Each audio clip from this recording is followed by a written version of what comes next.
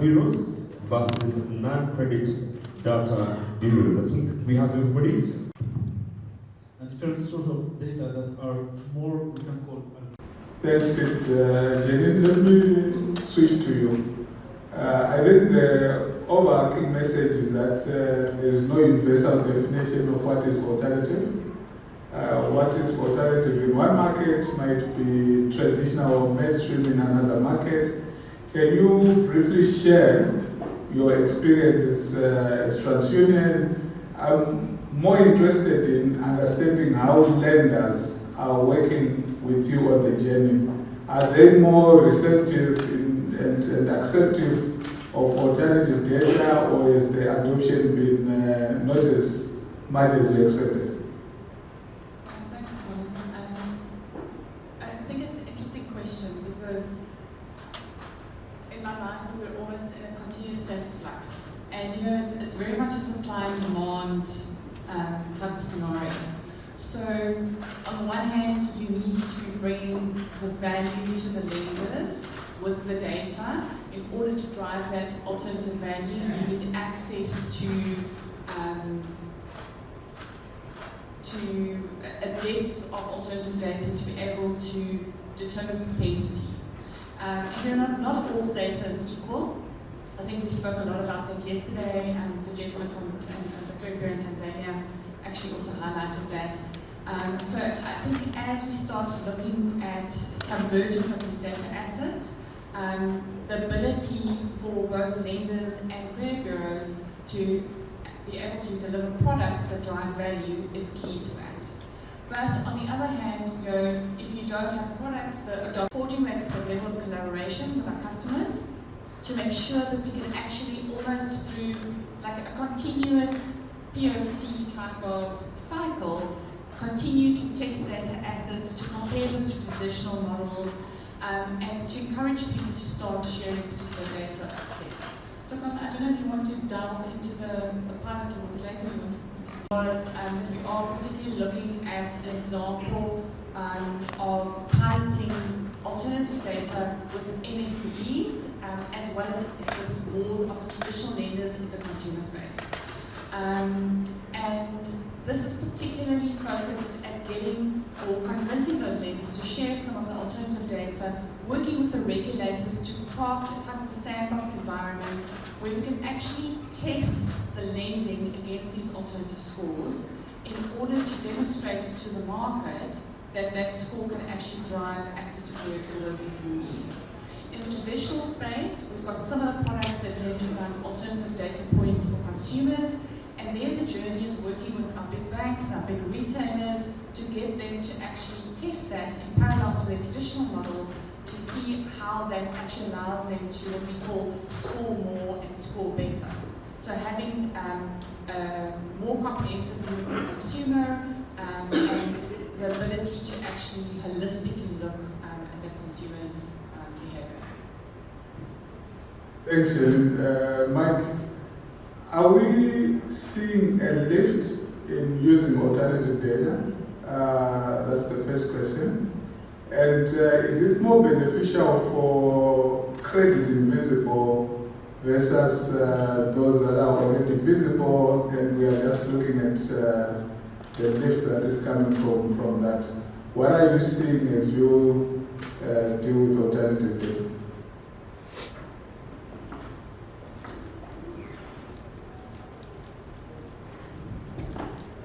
Thanks, Colin. So I think the question could be posed to two sides. There's either the lender or the bureau. And I think that certainly in the lender space, the feel that I get is that, and from various of the presentations here, is that the lenders are engaging and looking and are hungry for this additional data. But I do think that although there are bureaus that are generating or getting or receiving data, I think we're at the very tip of the iceberg.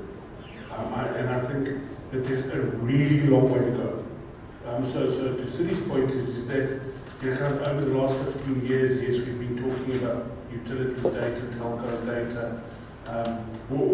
whatever it is, and that even was driven by the World Bank doing business kind of initiatives way back. It's not new anymore. But we saw a lovely presentation by Metropole in Kenya in terms of the partnering with Agroclimatica. That's alternative data, and that's cutting edge stuff. But you don't see too many scenarios of it yet, and you don't see enough of it. So I think that sort of answers your question. Just to build up on that, most of what we have seen is initiatives targeting individuals and not SMEs. Again, I'm deliberate not to include the M on the MSMEs. What have we seen that has been evolving? Because if you look at quite a number of initiatives in the market, we have tried to solve for individuals, but at the same time, everyone always claims that SMEs are the backbone of Africa and the economy in the world. What do you see coming out of that? Because in most markets, for example, they are now using the promoter as the proxy of the business. What do you see coming out of that space? I was using the promoter as the proxy for the business. I think there's more data to be fetched. And yeah, I'm a bit old, so I go old school. But like, Jared and I are the same age. But the reality is that in order to predict the likelihood of repayment of a small business owner, the model traditionally has been, and I say traditionally, the model traditionally has been take an aggregate of the credit score of the business proprietors, and by some kind of an aggregation, you should be able to get direction in terms of how that business is going to go. Because why? Because the decisions of that small business are really made by the people who run that business. It's their business, they've made it, they've decided. But there's other data, to the point that Sydney was making, to the point that you were making, Jenny. There is other additional data. I've been umming and ahhing about telling the story, but some time ago I was invited as a guest speaker to an FSD hackathon in Uganda, and it was a while ago. There have been 3 changes in who leads FSD in Uganda since. But one of the things I spoke about that day was, and then I was introduced for my fishing hobbies, but I was on my way up to go deep into the Uganda at Bra, at the national park to go on a fishing trip, and I had some beer with me in a cooler box, and I thought I would go and buy ice on the way. To those of you from Uganda, in a town called Masindi. And Masindi had lost power, and they'd been running without power for the better part of the last week. And all of the shop owners who had anything that was refrigerated were losing the quality of their stock. It was just kind of getting destroyed. And this one woman whose shop I went in to go and buy ice. Now, ice in a country, or in a town like Masindi, is made out of plastic bags. People take the bags, they fill it with water, and if you have a deep freeze, you can create ice. Because there was no power, all her ice had melted, and I wanted to walk in and buy the equivalent of 2 boxes of two cooler boxes of ice. She'd never had such a big sale in her life, but her ice was all water. Now, if somebody had collected data that she had a fridge and needed a generator in the event of a power outage, if that data was somewhere, then banks could fund or finance that generator, not only to her, but to every other small business in the Masindi town.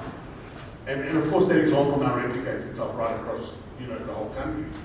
And to me, that's what alternate data is about. Is how do you find out what the micro, small enterprise businesses are doing?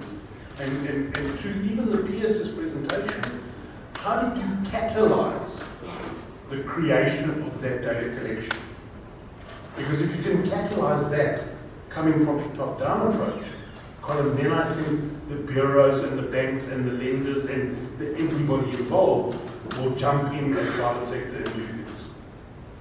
So I use that example because there's a study that we are doing which showed that the behavior of the promoter and their business is not exactly as correlated as we thought. Given a choice of whether they should pay a supplier or they should eat food at home, their decision changes, but let's leave it to that.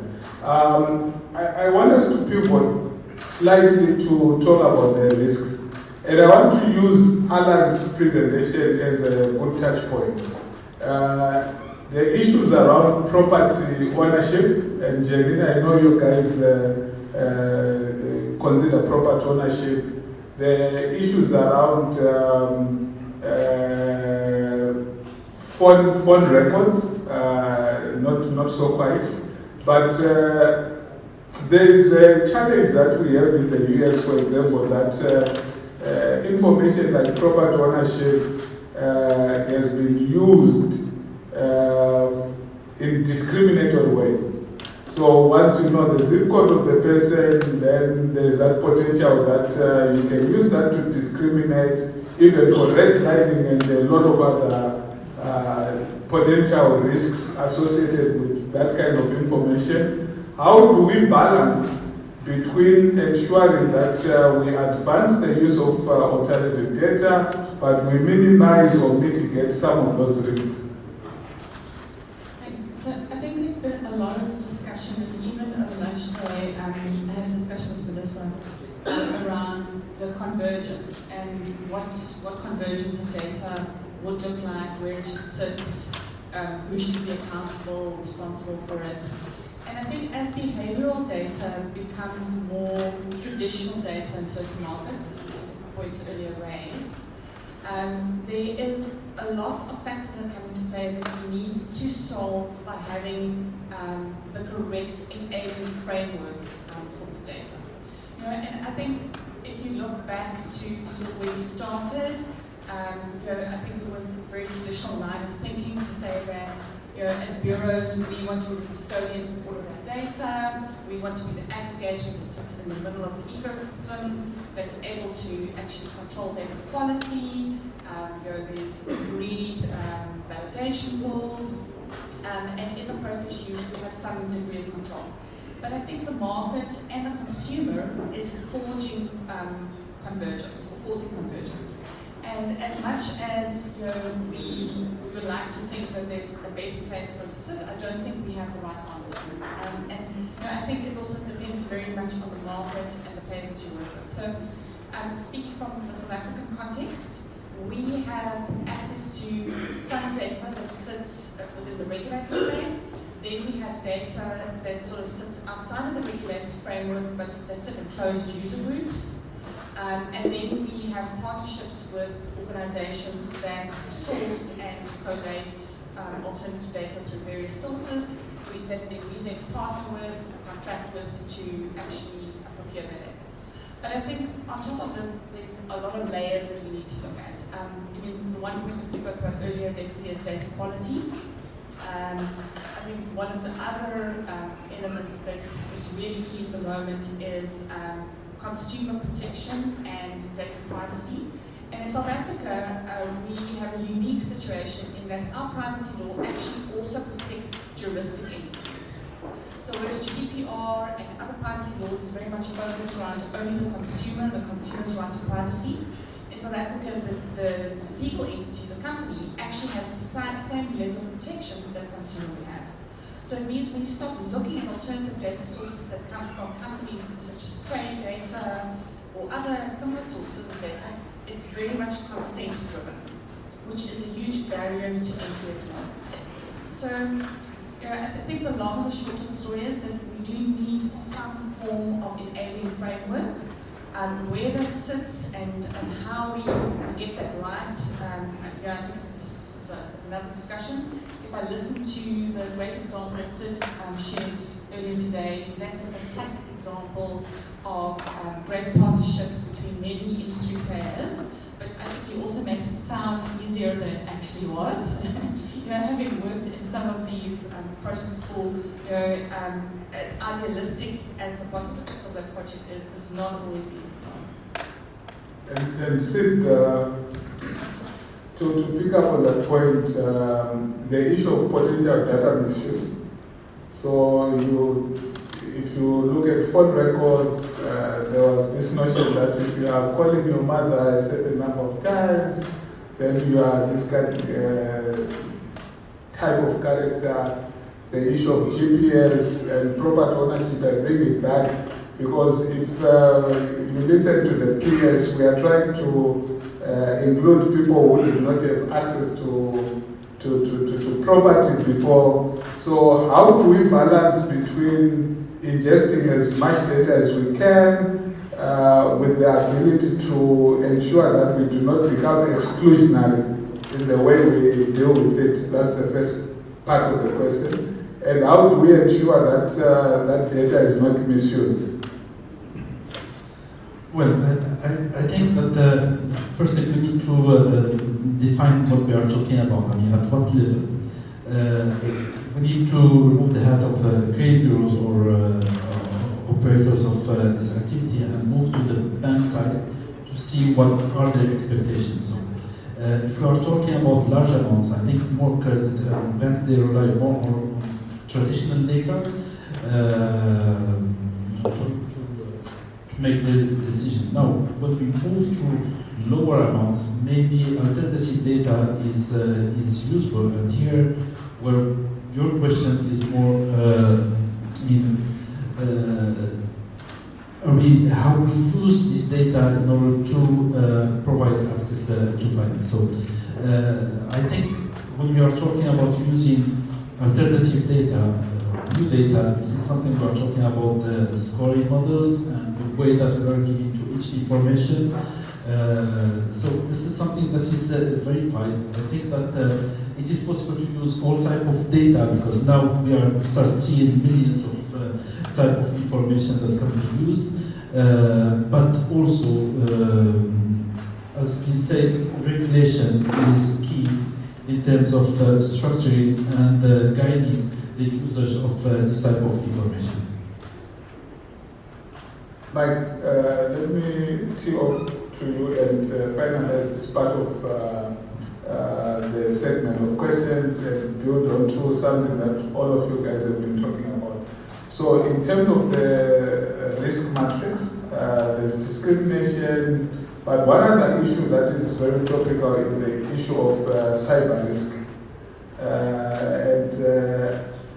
As we connect to Janine's point, to a lot of other data providers, aggregators, we are expanding our vulnerability perimeter.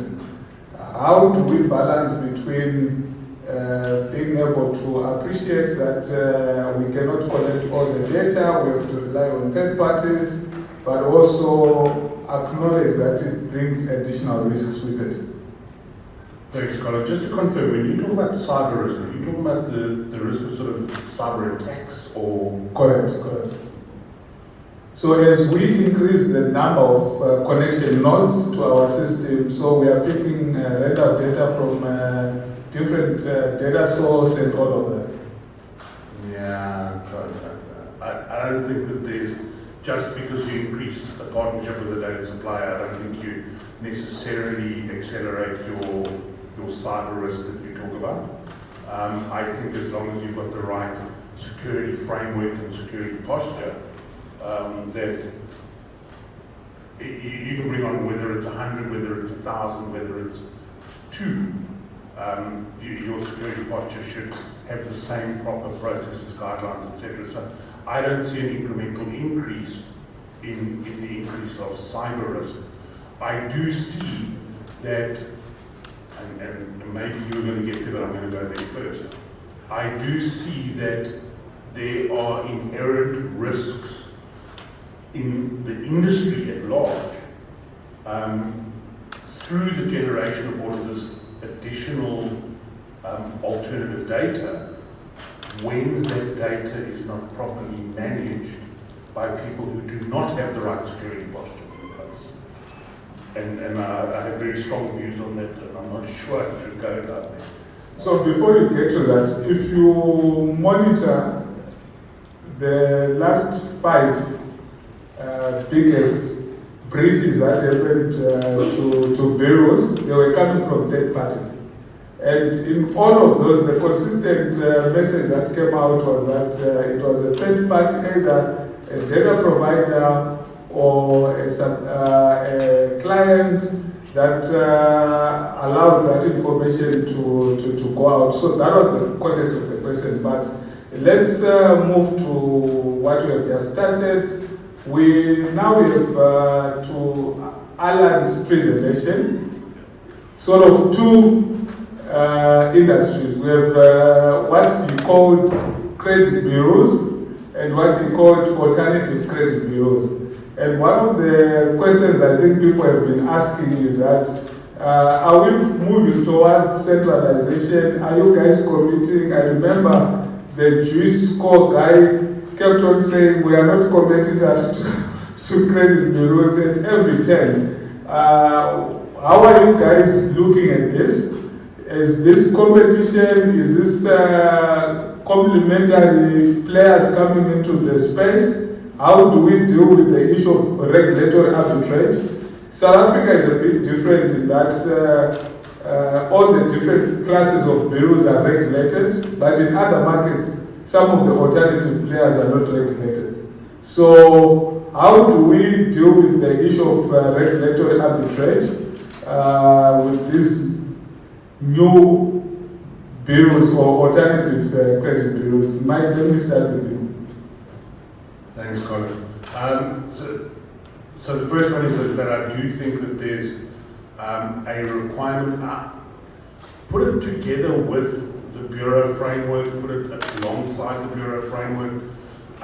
Sadly, it's not a one-size-fits-all, but I do believe that there's a need, at least within Africa, to create an alternate data sharing framework that can lead from a regulatory level in a country, but let me not name one, that might have zero support for pursuing alternative data at the moment in its development, as opposed to 10 others who I could name immediately who are very keen to get it going, and to have such a regulatory structure, a regime or what have you, I think is definitely the right way, because it then creates alignment between the players, the stakeholders, the bureaus.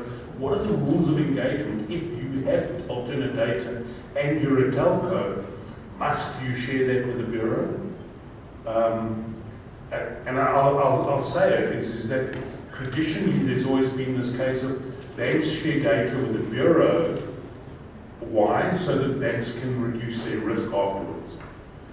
There's no partnering cost reimbursement in that model. But now you've got alternate data, and the guy turns up and says, well, I've got the data, but there's no benefit being given to you. So does that now open up a whole new discussion in terms of if there's value in the data and I'm going to sell the data as a bureau, does that mean that we now need to look at buying that data?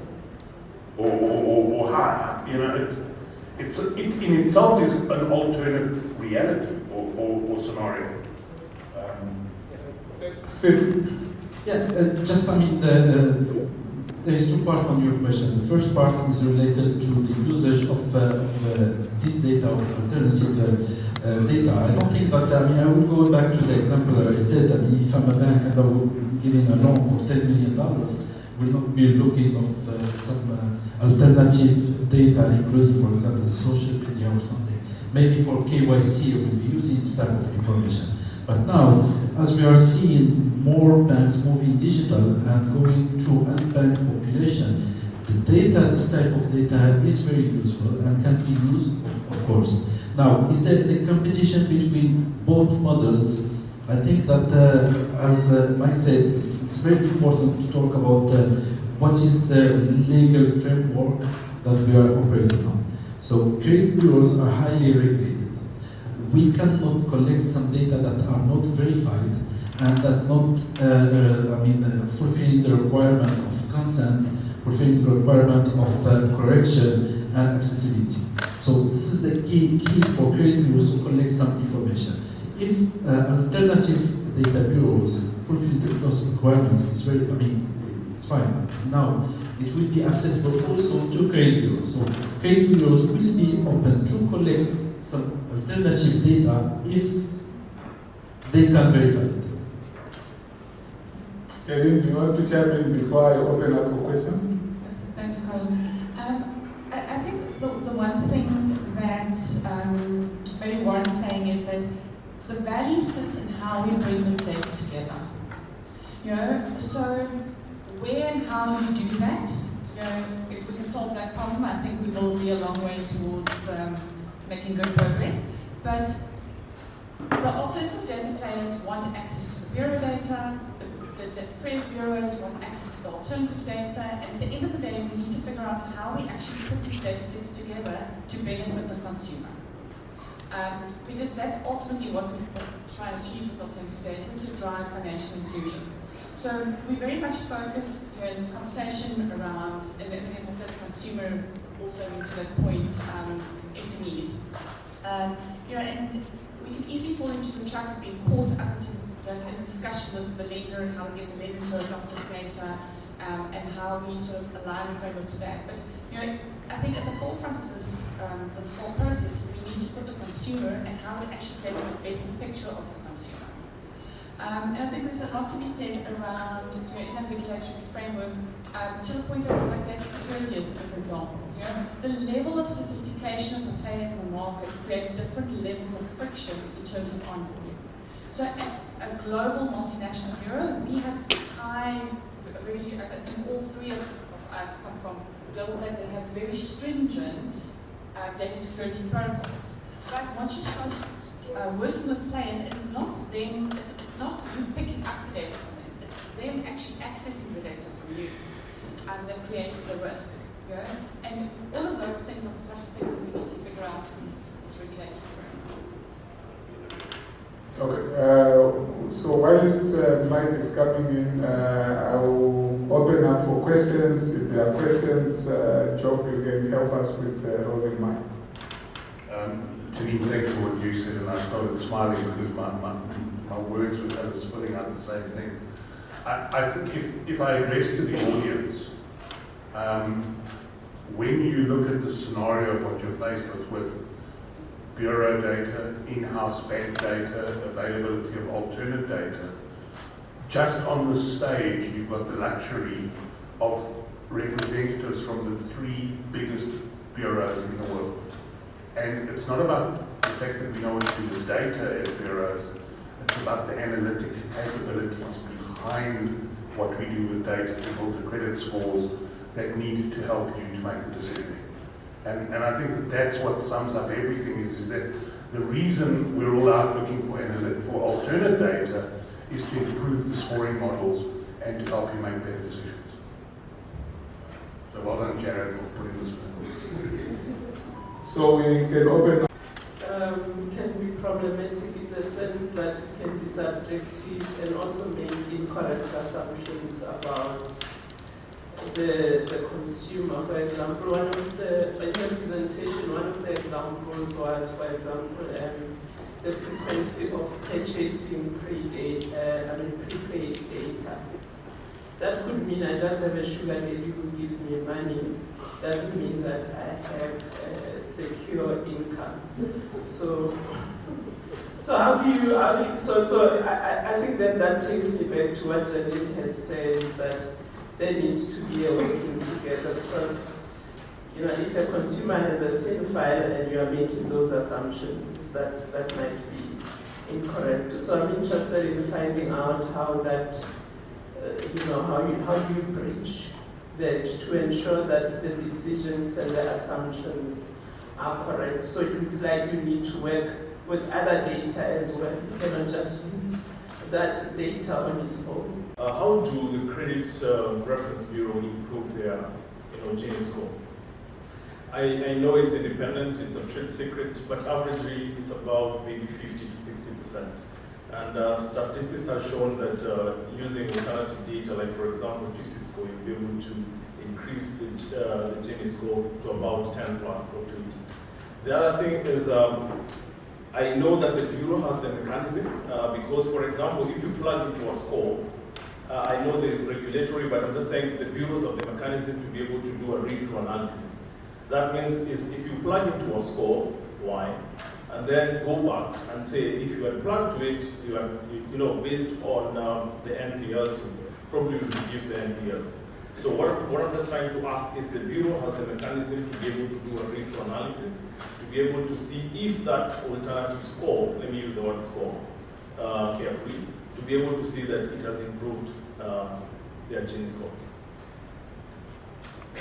The lift that comes from alternative data, I think there are quite a number of interesting studies that have been done. Experian in the US partnered with a home equity provider. TransUnion has done the same, and they've released results where essentially they wanted to demonstrate the value of adding alternative data, whether it's Experian Post, TransUnion Business, CB4, credit vision for business and credit vision for individuals. So there are quite a number of studies that demonstrate the lift, which can be as much as 12 points and that kind of thing. So I would encourage you to check on that. But see, how do we improve the Gini? Well, first we need to ask what type of Gini you're talking about. I mean, for bureaus, there is the Gini will depend on the type of the score. If it is behavior score, we are not talking about 0.51. We are talking about more than that, because it's behavior score. When we are talking about transactional score, then we are close to 0.5. Okay, the improvement of that, it will depend on the quality of the data, the type of information collected, but also on the model that is used. So now, with alternative data, we can share with you, for example, a case that we have in the fact of using just the bureau data. The Gini has, was 0.69, I think, and by adding psychometric scoring model, adding it with and combining it with the bureau data, this has improved by 0.15, so 15 points.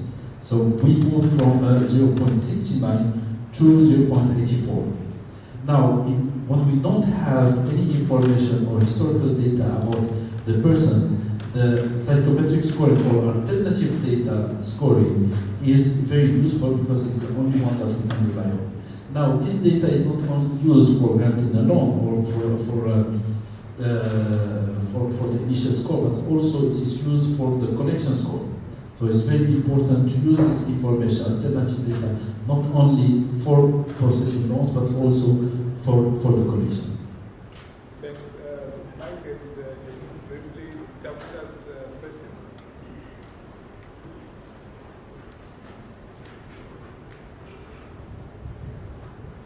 I don't know, I thought the question was rather juicy. No, that one, let's go to Tabusa. Sorry, which question now? The same question? Yeah. Can we just repeat the question? The performance indicators of WARP? Yes. The one that came from, sorry, I don't know what that is, so I would have to go away and research it myself. I think Janine says she's happy to take that. Yeah, I'm very deliberate in not responding to that. It's career limited. I'm also not professing to be an expert, but maybe just to share a little bit of our approach around how we look at this. And I think, if we sort of just think back to the presentation that Morris did yesterday around our consumer surveys that we do, one of the things that we haven't spoken a lot about in this conference is how much research bureaus actually do into understanding consumer behavior. And that almost needs to preempt this whole process that we've been spending a lot of time on today, because that's, I mentioned it clear, that's where you have to start. You have to start by asking what the problem is that you want to solve.